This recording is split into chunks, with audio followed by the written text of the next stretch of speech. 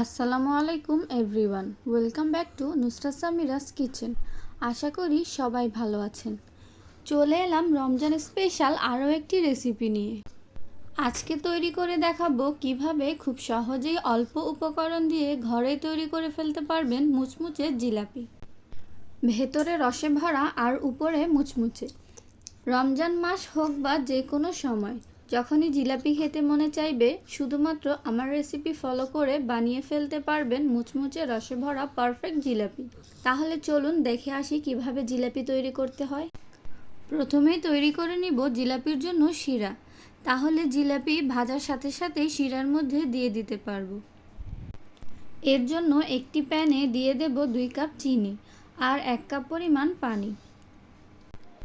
আর দোকানের মতো সুন্দর কালার আসার জন্য দিয়ে দিচ্ছি সামান্য পরিমাণ জর্দার রং।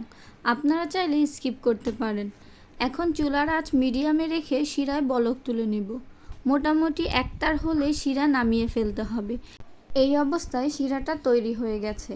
এখন চুলার আঁচ একদম লোতে রেখে দিয়ে দেব 1 চা চামচ পরিমাণ লেবুর রস, যাতে শিরাটা জমে না যায়। আর ফ্লেভারের জন্য দিয়ে দেব 1 চা চামচ পরিমাণ গোলাপ জল। আপনারা চাইলে 2টা এলাচও ব্যবহার করতে পারেন।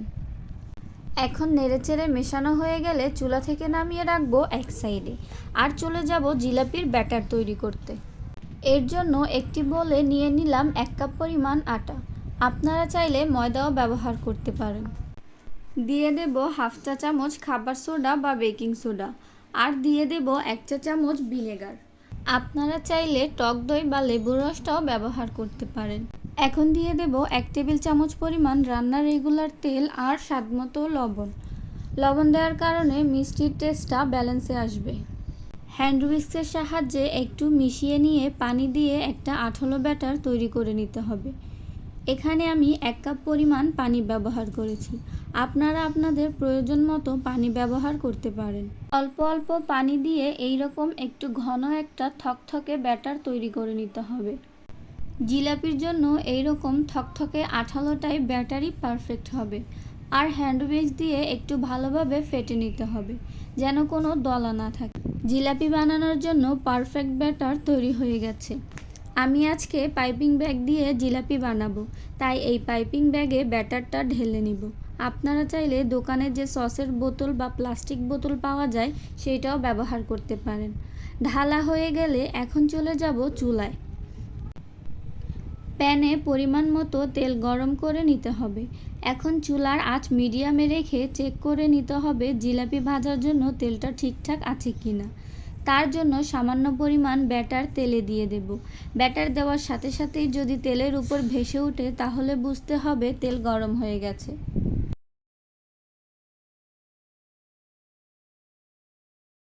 এখন দোকানে যেভাবে জিলাপি গোল গোল করে পেঁচিয়ে শেপ দেওয়া হয় সেই শেপ দিয়ে ভেজে নেব। আর দেওয়ার সময় একটা একটা করে দিবেন। আমার জিলাপির শেপ দেখে কেউ হাসবেন না। আমি তেমন একটা ভালো করে শেপ দিতে পারি না, তারপরও আপনাদের জন্য চেষ্টা করছি। এখন মিডিয়াম আঁচে রেখেই জিলাপিগুলো ব্রাউন কালার করে ভেজে নেব।